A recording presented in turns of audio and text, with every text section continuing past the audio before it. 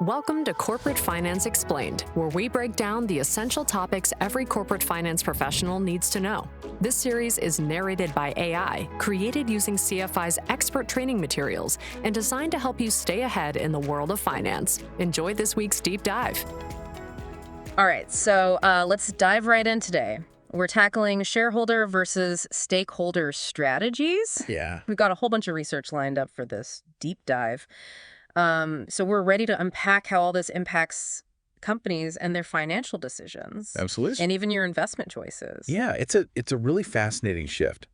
We're seeing, for decades, the mantra was all about shareholder primacy, right? Yeah. Maximizing profits for the stockholders. Yeah.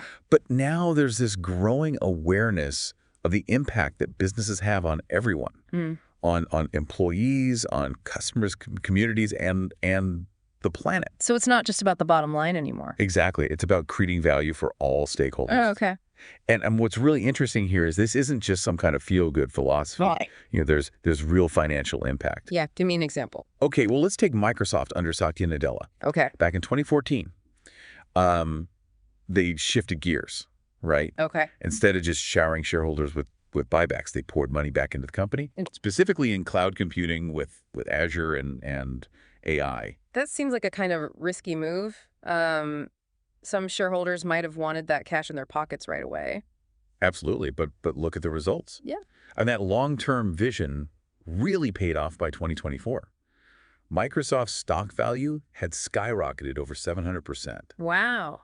So that's a huge win for shareholders. Yeah. But it also translated into a stronger company, more jobs, and a better product for their customers. So win-win for everyone. Exactly. It's a prime example of how stakeholder-focused decisions can actually benefit shareholders in the long run. Okay, so you're saying it's not just profits versus purpose anymore. There's a way to find that balance. Exactly. And another compelling example is Unilever. They've been integrating these ESG factors, Yeah. environmental, social, and governance factors into their financial strategies for a while now. What does that look like in practice? Okay, well, for one thing, they've secured better debt terms from institutional investors who are increasingly factoring sustainability into their risk assessments. So being a good corporate citizen actually lowers their cost of borrowing. Precisely. Investors see this commitment to ESG as a sign of responsible management Okay. and lower risk, which translates to more favorable lending terms. Interesting. So it seems like the stakeholder approach is becoming less about altruism and more about smart business. Exactly, and the numbers back it up. Unilever's sustainable living brands like Dove and Ben & Jerry's have experienced remarkable growth, 50% faster than the rest of their portfolio. Wow. So the brands that are doing good are also the ones making the most money. You got it. It shows that consumers are increasingly voting with their wallets, choosing brands that align with their values. That's powerful. So Microsoft and Unilever show how considering stakeholders can be good for business. But what about companies that really go all in on this philosophy? Well, you can't talk about stakeholder capitalism without mentioning Patagonia. Yeah, Patagonia, of course. The ultimate example of putting purpose before profit.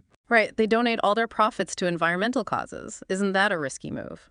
It might seem counterintuitive, but they're incredibly successful. They generate over $1 billion in annual revenue. Wow. And maintain premium pricing power. I mean, people are willing to pay more because they know they're supporting a company that walks the talk. So Patagonia proves that purpose and profit don't have to be, mutually exclusive. They can coexist and even reinforce each other. Absolutely. Yeah. They've built a loyal customer base that identifies with their mission, and that translates into serious financial success. Okay, so these are some great examples of how companies are putting this stakeholder capitalism into practice. But I imagine this shift requires some pretty big changes in the world of corporate finance, right? You're absolutely right. It impacts everything from how capital is allocated to how financial professionals approach their work. Let's dig into that then. What does this shift mean for the folks on the front lines of financial strategy? The FP&A teams. Yeah. The ones who really have to make this happen. Yeah, FP&A teams they're really finding themselves at the heart of this whole change. Yeah. They're the ones who have to, translate these big ideas about stakeholder value into actual financial strategies. Yeah. It's really a whole new ballgame. I bet that's a challenge. Where do they even start? Well, the first step is kind of rethinking those key performance indicators, those KPIs Right. they use to measure success.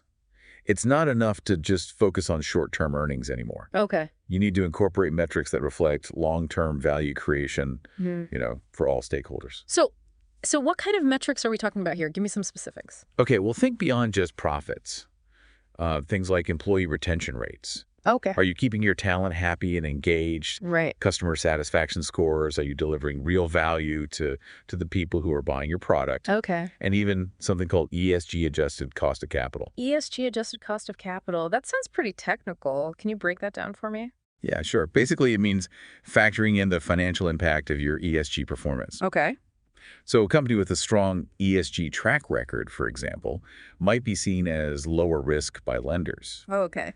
And that can translate into more favorable loan terms and ultimately a lower cost of capital. So it's about recognizing that ESG isn't just some nice to have, it actually affects your bottom line. Exactly. And another crucial area for FP&A teams is scenario analysis Okay. for these ESG initiatives. Scenario analysis, help me visualize that. Okay, so imagine a company is considering investing in solar panels, for their factory. Yeah. An FP&A team would build a financial model to project the long-term impact of that decision. Okay.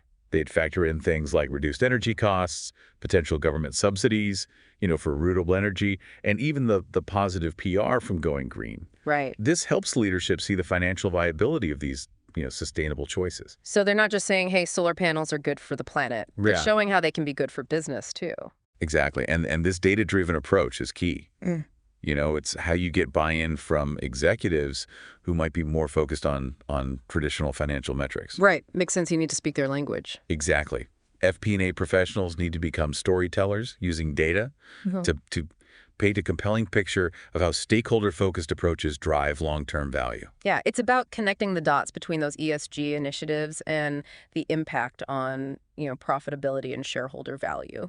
You got it. Now, let's talk about a company that, often finds itself at the center of this shareholder versus stakeholder debate. Okay. Tesla. Oh, Tesla. They definitely spark a lot of discussion. They really embody this tension, Yeah. between shareholder expectations and long-term strategic goals. Yeah. On the one hand, they're leading the charge on electric vehicles, which is undeniably good for the environment. Right.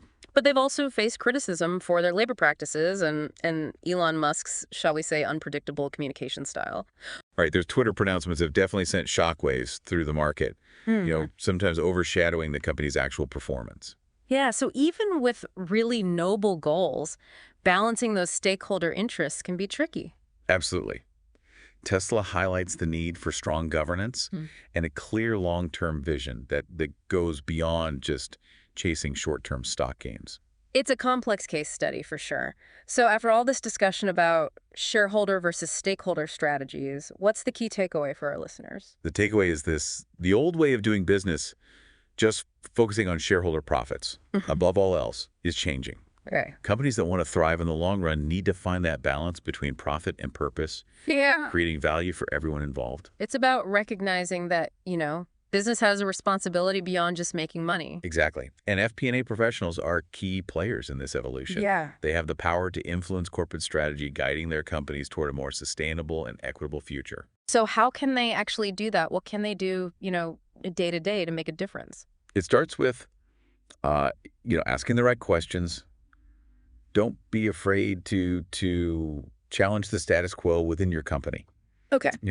Are your current KPIs really capturing the full picture of your company's impact? You maybe propose some new metrics that reflect the long-term value of these stakeholder-focused initiatives. So be a bit of an advocate for change. Exactly. Push for that deeper analysis, for example, when evaluating a potential investment. Okay. Don't just look at the projected financial return. Factor in the social and environmental implications as well. How would that work in practice? Okay, let's say your company is considering, building a new factory. Right. The traditional approach might be to choose the location with the lowest labor costs, right? Right. But a stakeholder-focused approach would consider the impact on that local community. Okay. Are you creating good jobs with fair wages? Are you minimizing environmental impact? So it's about expanding the scope of what you're measuring and valuing. Right, and don't underestimate the power of communication. Use data and storytelling to highlight the long-term financial benefits of these sustainable and ethical practices. Because ultimately, you need to make the business case for these changes. Exactly. Show your leadership how investing in employees, supporting communities, minimizing environmental impact can lead to stronger financial performance in the long run. It's really about reframing the narrative around success. It is. And remember, this whole shift towards stakeholder capitalism is still evolving. There's no one-size-fits-all approach. Be creative, experiment, and find what works best for your company and your role. It sounds like this is a space where, finance professionals can really make a difference. Absolutely. They have the skills and the insights to guide their companies toward a more sustainable and equitable future.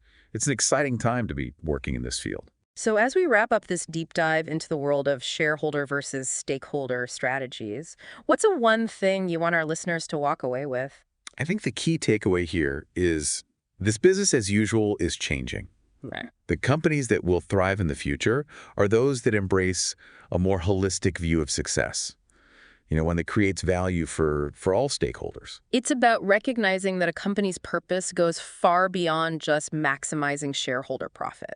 Exactly. And each of us has a role to play in driving this change. Yeah. Whether you're an investor, an employee, or a consumer, your choices matter. So think about the companies you support. Are they aligned with your values? Do they prioritize their stakeholders alongside their shareholders? These are the questions we should all be asking as we navigate this evolving landscape of corporate responsibility. Well, thanks for joining us on this deep dive into shareholder versus stakeholder strategies. We hope you found it insightful and, most importantly, actionable. Remember, the future of business is being shaped right now, and each of us has the power to make a difference. Thanks for listening to Corporate Finance Explained. If you found this episode valuable, be sure to check out more episodes and explore CFI's highly rated courses at corporatefinanceinstitute.com.